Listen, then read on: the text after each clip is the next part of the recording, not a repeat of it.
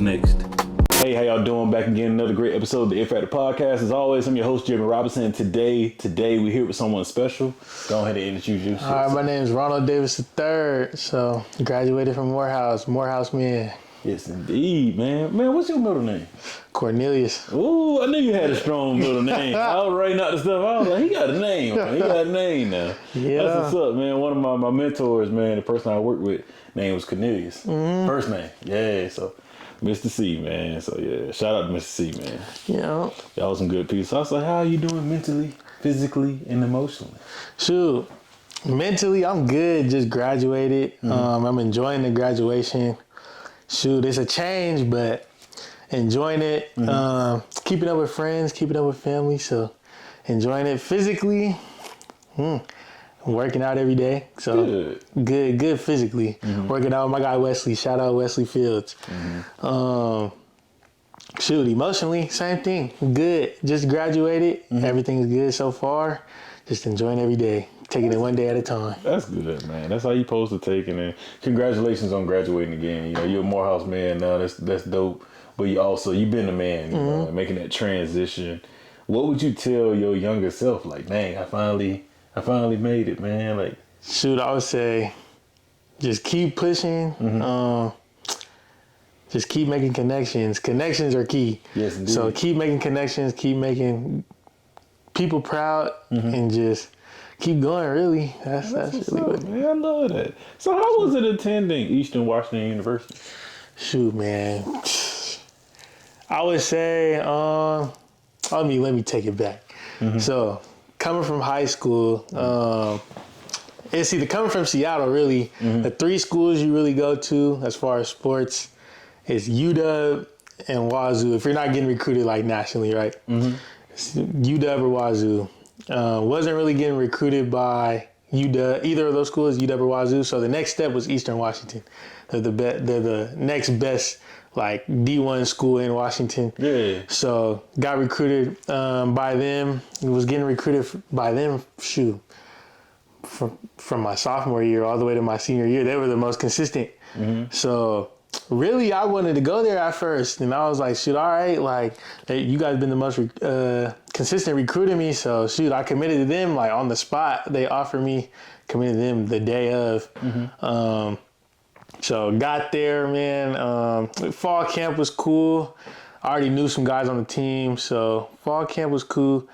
And then I want to say I started, like, kind of disliking it and wanting a different experience, I'll say, during the season when everybody got to campus. Because I'm like, there's not a lot of people, I guess, unless you're on the football team or just in athletics in general. So, I mean, at the start of it, it was cool. I made some good friends. I still talk to my roommate to this day.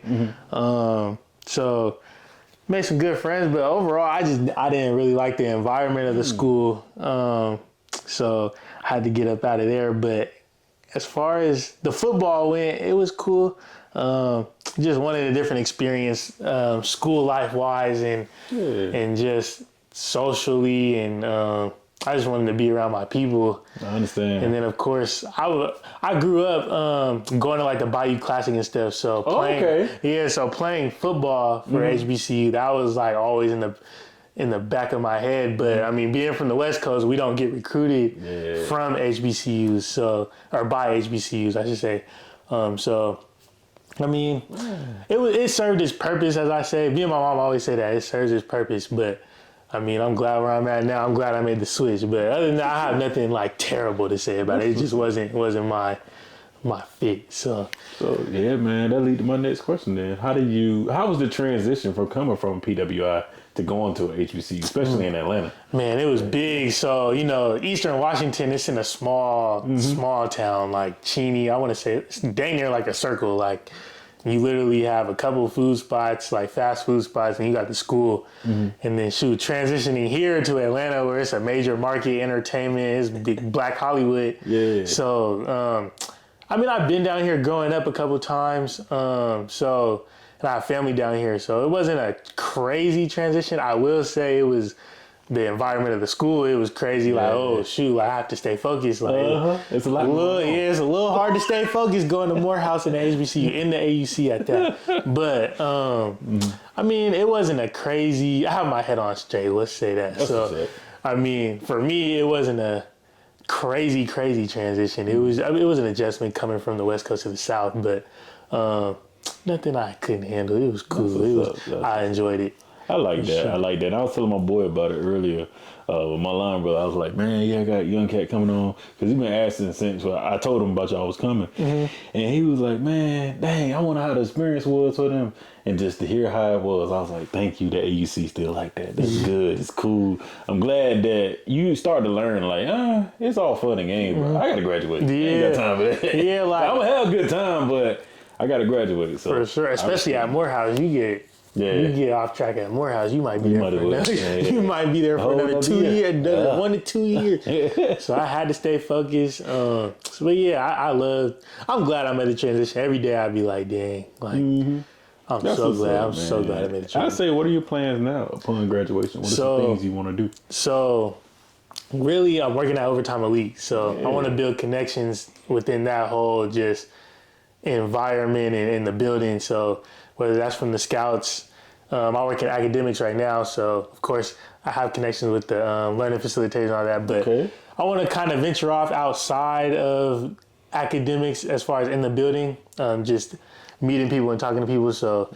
I say my next steps is really just really networking throughout that whole building, and then of course just outside of the job, I'm going to get my master's. So at Arkansas Tech Online. So I'm gonna get my master's in education. So doing that while working at Overtime Elite and just enjoying Atlanta and enjoying my time, man. So I like that. I got my master's in adult education. Okay. So yeah, man, I made that decision while I was working at General Motors before I came to Spelman. So I'll say to you, it's really a good thing going to get your master's and getting extra education, because it's good to do it while you're young. Do it while you're young. Go and get it out of the way, because stuff going to start to come up. Got to. And then, shoot, I'm already in a routine. It's like, might as well just keep it going. That's how we work, man. Instead of taking a gap year, and it's like, oh, dang, do I really want to go back? So might as well stuff come up. Yeah, then stuff comes up. So I might as well just keep it going while the ball's rolling and while I'm young, like you said. So indeed, bro. Yeah. I'll tell you, man, I graduated college. I started working. I was living with my homies for a good little while. Then we were talking heavy always that, like, for a good couple years, because I had came back from Boston, from engineering school, to graduate from Clark. And I got my job and working, and I was like, bro, I'm buying a house. I'm like, I ain't playing. And COVID happened. We bought the house right before COVID was about to happen. Okay. So like that, stuff like that, getting stuff in order, then got married. So it's different stuff that started to happen. And I was just like, man, I'm so happy that I went on to go do it. So I commend you for saying, let me go and go to school. Let me go and get stuff in order for myself, Let me get that out the way. Gotta be a man now. Gotta be a man. Got to. Have to. Life's getting real too. Have to. One of you boys asked, though, in the class, he asked about grief. And that's something that I feel like a lot of people have to try to navigate life. So you grieve leaving a sport. Yeah. With something that I wanted to wait until I got y'all on the show to ask. I didn't write it down either, because I had to grieve it. And it hurts. Yeah. But I'm thankful. I get to interview these guys. I get to talk to people that's in the league, talk to y'all that's in college. So it's the best of both worlds. Most definitely. But it ain't none like playing. Nah, So how is that process for you, and how you honestly, man, work through it? Honestly, I'm content with my football career. So I've been playing football since I was 7 years old. Of course, everybody's dream is to go to the league. But honestly, I'll say when I was at Eastern, I was like, man, I think a switch flipped in my head. Cause I was like, man, I really want to go to Morehouse. Like my cousin went to Spelman. Okay. And she was enjoying it. And I'm like, okay, I could play football while getting a top tier education. So I was like, I really want to go to Morehouse, play football. We might not be all that great, but at the end of the day, I'm still getting a top tier degree, top tier education, top tier networking in a top tier city. So I was like, okay, I can either chase this league dream, whereas if I stay here at Eastern, It's like it may not work out, may or may not work out. If that doesn't work out, I'm not gonna say it's a meaningless degree, but I don't have a degree as big as Morehouse. Yeah. Don't have the connections nearly as much as I do now, and really I'm back at the crib. So it's like I just go back to the crib and live life, and that's just not what I want to do. So I was like, you know what, I kind of had it in my head coming to Morehouse. I was like, okay, the league might not happen per se. It still can happen, but the league might not happen. But at the same time, I'm still playing college football, and not everybody gets to do that. So that's what I have in my head. Like, not everybody gets to play college football. So you can't take that for granted at all. Like, there's only a small percentage. So I took that and I was like, okay, I'm grateful. Now if the league happens, it happens. But as far as me grieving it, like, I'm content with my football career. I know I have a plan. So I don't think, I mean, of course I'm gonna miss the game, but at the same time I am working in sports. So it's like I'm gonna be around it. And then, of course, I plan on coaching eventually, whether that's high school or whether that's college. Like, I plan on coaching. I bet. So, like, I'm going to be around the game. I'm never going to leave the game. So, I mean, I'm just giving my body a break, really. True. So, I mean, I'm content with my football career. So, as far as grieving, I'm not, like, mad or sad about it. I'm going to miss it, but I'm not mad or sad about it. That's a great approach. Cool. Yeah. So, especially being young and just being right out of it. I think that I know it's harder for certain people, but like you said, at some point you like, I was good. Yeah. It was cool. I can joke about it. Dang, I did this. Hey, I remember doing this. But now to see people go be professionals and we're professional in life. Yeah, and then on top of that, like, I have a lot of friends like that are professional athletes or in the NFL. Like, one of my friends, Emeka Ibuka, he just got drafted to the Bucks. So like, it's people like that, knowing people like that, like, okay, like I played with him, boom. Paulo Banchero on the Magic, played with him, FBU, 6th through 8th grade. So it's like, in essence, I'm there. Yeah, it's like, okay, cool. It's like, cool. I like seeing my friends live out these dreams. And then on top of that, like, eventually I want to work in sports. I am working in sports technically. So it's kind of like, you got your head on it's right. Cool. It's cool. I like that. And that all works out. Like for myself, got a cousin that play in the league. Got people I interview now, friends that work for certain people, work for ESPN, So in some way, for fashion, every couple episodes, I always looking. I tell my wife, tell my team, like, dang, we really interviewed NFL person. We did this whole. And I be like, bro, I'm in there. Yeah. In some way, some fashion, you in there, man. Yeah. Got a whole Super Bowl in my family. So man. You can't call it. Exactly. So like, although I don't talk to them every single day, I still keep in touch with them every now and then. But like, it's like those connections will always be there. Like, those will always be there. It is what it is from it, and it ain't gonna do nothing but get better over time. Yeah, exactly. So I say, what is your it factor? Why do you do what you do? Ooh, good question. Man, I just like to make an impact on people, just in general, just a positive impact. That's why I'm always smiling. My nickname's Smiley. So like, that's why I'm always just making an impact on people, just showing people that like, just be positive. Although the world can be cruel, although the world can be crazy, man, just be positive.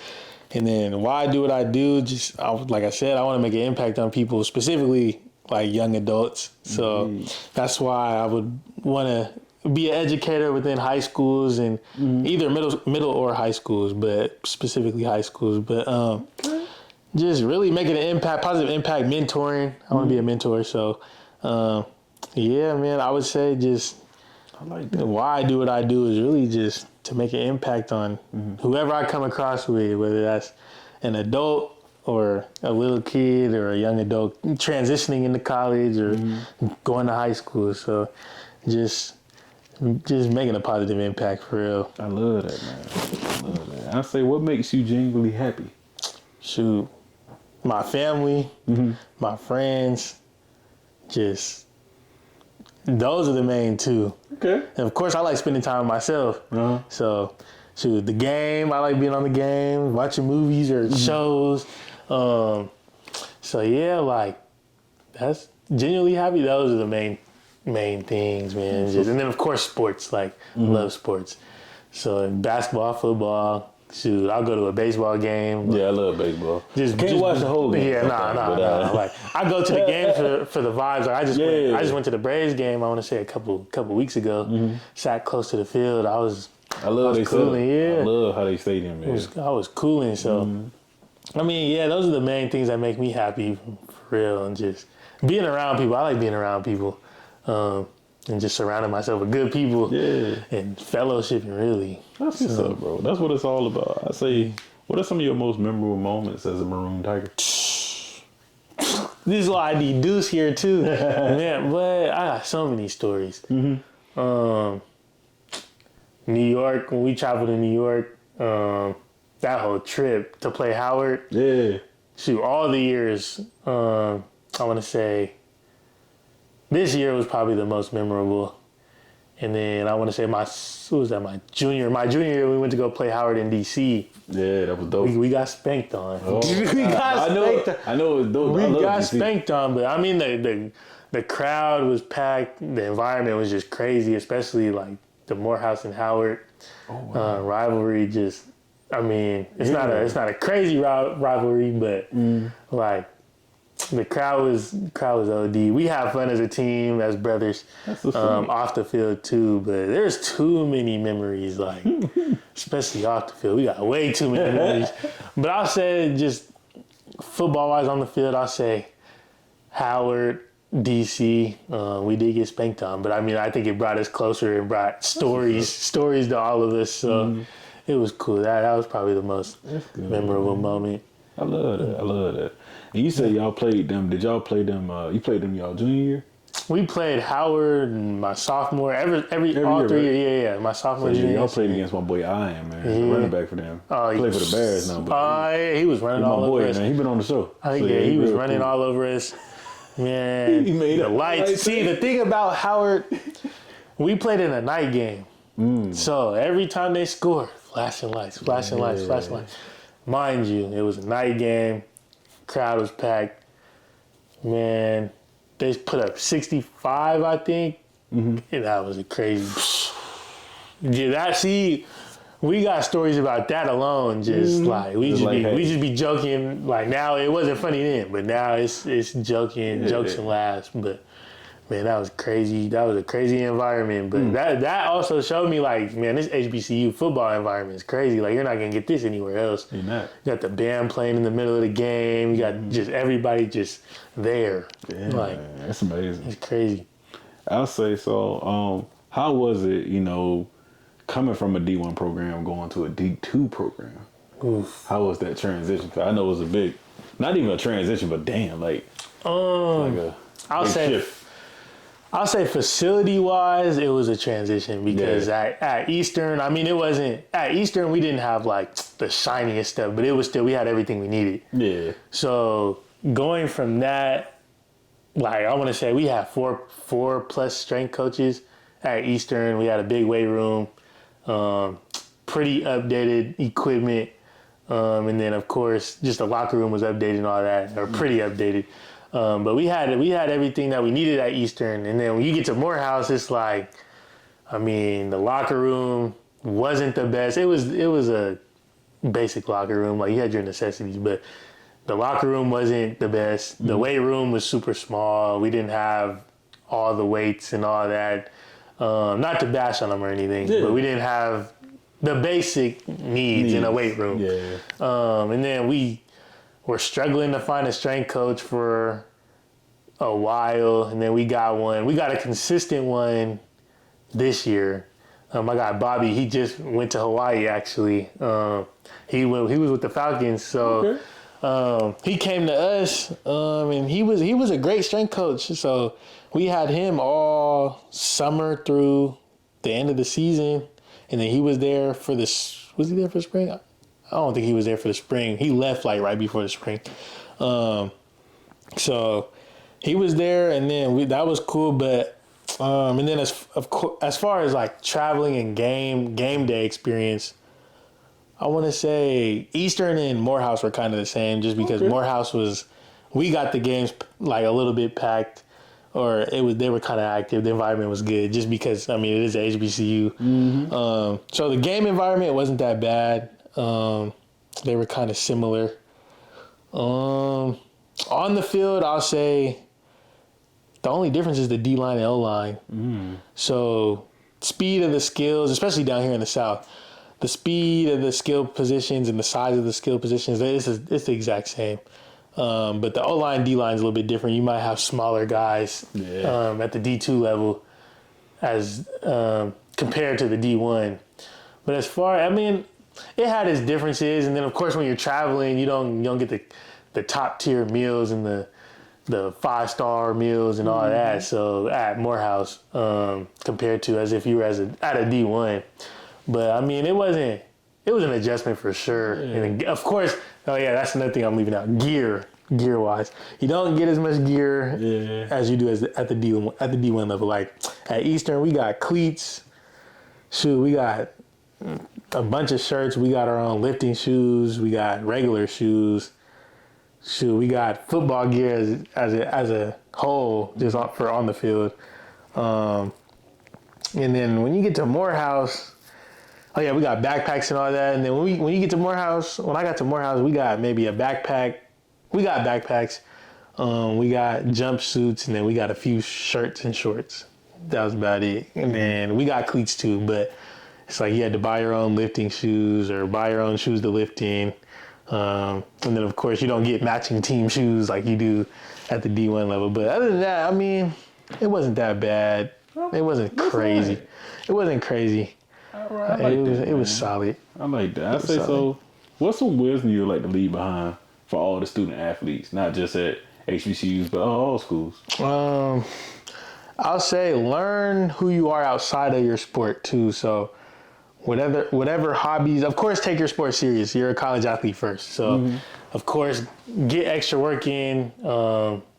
Always get extra work in so you can be ahead of your opponent, ahead of your peers. Because I mean, at the end of the day, those are your teammates, but you're competing with them as well. Definitely. So I'll say that first and foremost. But know who you are outside of your sport, because college football can get very hectic. Like I know how it feels to be just focused on your sport at all times, and not really care for not for school, but care to be involved in school activities, meeting people outside of your sport. Just I learned that at Morehouse too. You got to meet people outside of your sport because you never know. You never know where that's going to take you. And just making connections with your teachers. Just so know who you are outside of your sport. Get some hobbies. So I don't know if that's podcasting. I don't know if that's cutting hair. I know one of my old teammates, he cuts hair now. He used to play for Air Force, Antoine Brown. Shout out Antoine, man. Come and get a cut from me when I get back. So whether that's cutting hair, whether that's podcasting, whether that's taking pictures, photography, streaming's big now. So streaming, TikToks, making TikToks, trying to go viral on TikTok, YouTubing, whether that be anything. I mean, just find a hobby outside of your sport. And there's a lot of stuff to do now. And then, of course, like I said, keep the main thing, grind always. Never focus on your peers because at the end of the day, you're there for you. Indeed. And then never take anything for granted. The game could be taken away at any moment. So, man, enjoy every snap, enjoy every practice. You might not want to do it. Enjoy every weightlifting session. So yeah, just enjoy it, man. It goes by quick. Like I feel like I was just putting the pads on for the first time. Now it's like I'm hanging it up. So it's crazy. Like, man, don't make it your identity. You're more than a football player, basketball player, or whatever sport you do. Just know who you are before your sport. So yeah. All right, now and I'll say, who are you, Ronald, outside of all you're known for? Man, I'm a family man. I'm an educator. I'm a good friend first and foremost. I love taking care of my friends, helping my friends out. So those are the main three things that I live by. And then of course, I'm an athlete still. I go by forever. Athlete. Yeah, forever. I'm forever gonna be an athlete. Yeah, I'm forever gonna be an athlete. And then I'll say I'm a mentor because I have people looking up to me back home and my siblings and my god siblings and my sister. So, and my little cousins. Mm-hmm. So I'll say I'm a mentor. Those are the main things I live by. So, man, that's what I live by every day. I love that, man. And I'll say when it's all said and done, what would you like to be remembered for? No, that's kind of hard because you're young. Shoot. You know. I just want to be remembered as somebody who cared for everybody, had a big heart, cared for everybody, loved everybody. I want to say connected people. I want to be a connector. So connected people, gave people opportunities that they probably never would have thought they would have had. So I'm big on that. And just being a fun guy to be around. Like when you want to be, I know for me, like when it comes to my funeral, not to be a sob story, but when it comes to me and my funeral, I want everybody to be like, man, hey, this dude was just funny to be around, just a light, just everything. So, I mean, at the end of the day, that's what you want to, that's what I want to be remembered for. That's what everybody wants to be remembered for. Just to be a light to people. So that's really how I want to be remembered, just as a light and as a positive person, a good guy, good family guy. And just, I mean, a good husband eventually. Yeah. So, yeah. It's all coming, man. Yeah, that's good. For sure. And that's what life all about, bro. I love to help people. I mean, that's why you're here today. Love, of course, podcasting, but you have to help people. And like, man, to be very honest with you, I just like being nice. So like, at my funeral too, I hope somebody, most people be like, yeah, man, he remember he. And that's how it goes. And you be happy off of, dang, he really lived a full life. That's what really living a full life to me is. Yeah, exactly. Because at the end of the day, too, like, I was just thinking about this, like, when you're good to people, that can open up opportunities for you, and you're getting talked about in rooms that you don't even know. Just because you're a good person to others, like you never know what could happen. Like I know for me, that's how I got on with Overtime Elite. Like I remember building a connection with my professors, and like she recommended me, like, oh yeah, he's a positive kid and a good kid. So then she recommended me to Miss Maisha at Overtime Elite, which is she works in academics. And that's how I got on. So, man, like, I love that. I love that, bro. And I'll say, do you have any questions for me? Man, how do I get into podcasting? I'm trying to be a podcast host. Hey, man, it's room for everybody. I say, start. You ain't gotta have all this stuff. Yeah. I got more stuff than this. This started in 2019, and it built up since then. I say the biggest thing is now you have people, not only me, I know you probably know other people that podcast, but you can always reach out, man, and I help you. For sure. Like, hey, I want to know how to do this, or how you shoot this way, or how you do this. And I help you, man. Oh, yeah, for sure. But the biggest thing is to start. I tell everybody that with podcasting. Just start. Write out your plan, how you want it to go. Hey, I want to do this. Don't make it too long. Don't make it too short. Just say, hey, I want to do this. What you want to accomplish with it. Go from there. Yep. And then, my next question is, how was your experience as an HBCU student? It was great, man. I had a good time, bro. Literally going to Clark Atlanta University was one of the greatest decisions in my life. For real. Like, Clark guy. Clark, man. Other than the rivalry, all the crazy parts of college, the funny thing is, especially joining fraternity, man, that was dope, bro. It's Phi Beta Sigma. It was amazing, and it still is amazing.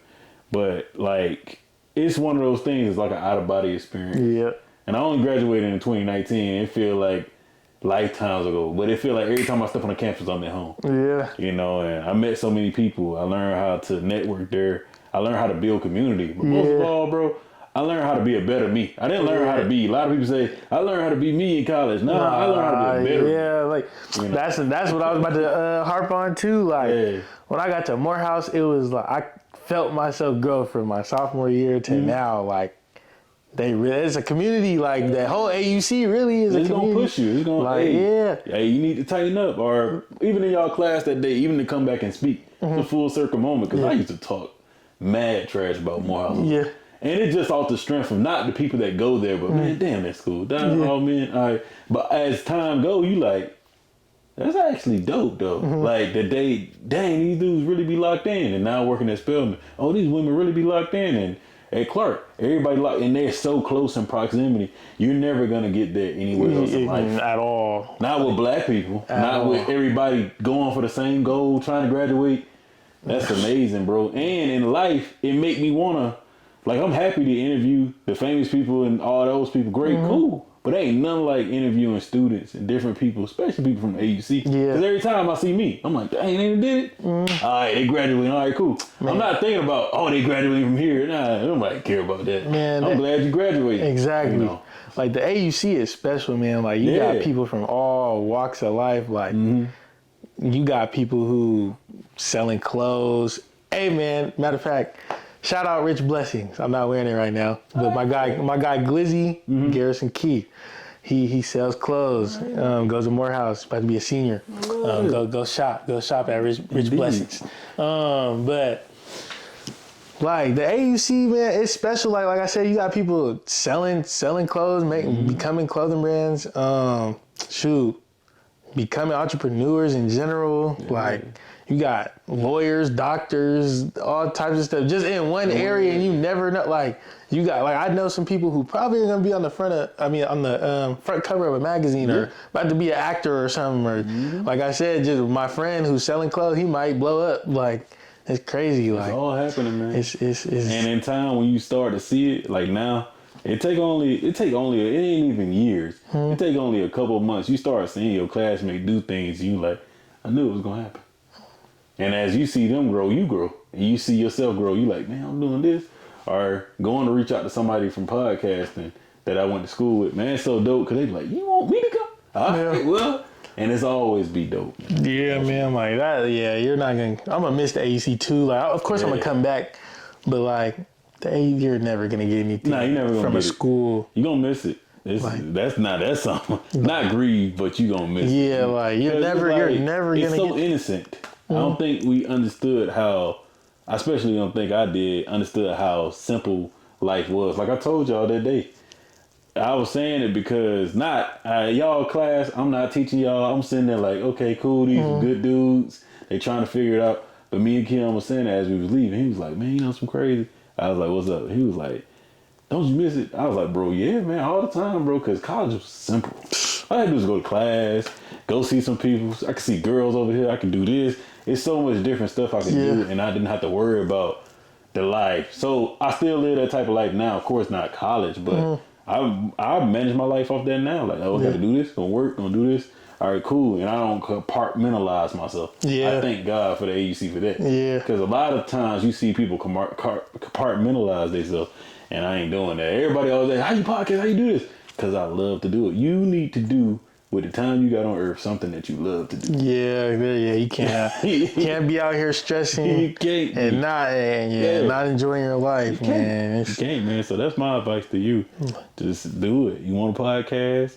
You want to teach, you want to coach, do it. Do it to the best of your ability. Yeah. And if it don't be happy for you, if it, like when you was at other school, you said you wasn't happy, you wasn't feeling like you. Yeah.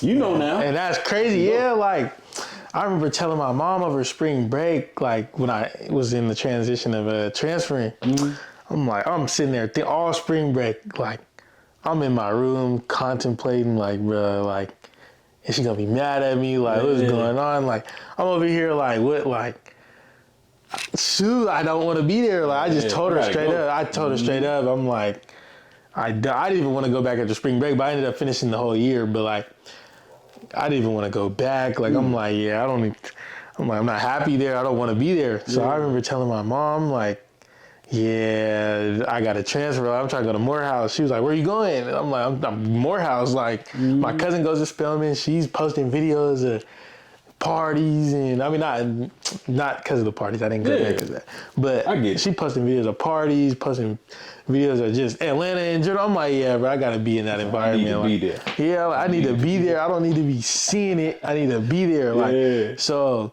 told my mom now, I'm like, yeah, I got to go. So then I ended up telling my coaches, and I'm like, yeah, like, it's not going to work. Like, I'm going to a school down in Atlanta. I'm going to just go play down there.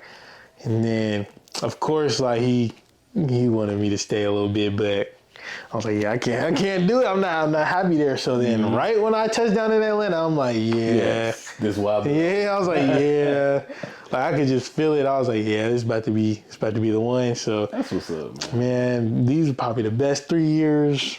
Man, they say college is the best time of your life. This is probably the best It was time. good. And like I said in that letter, they are the best times. Yeah. It's gonna Be better time. Yeah.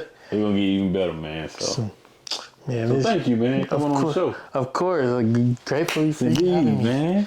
For sure. Started off from the class.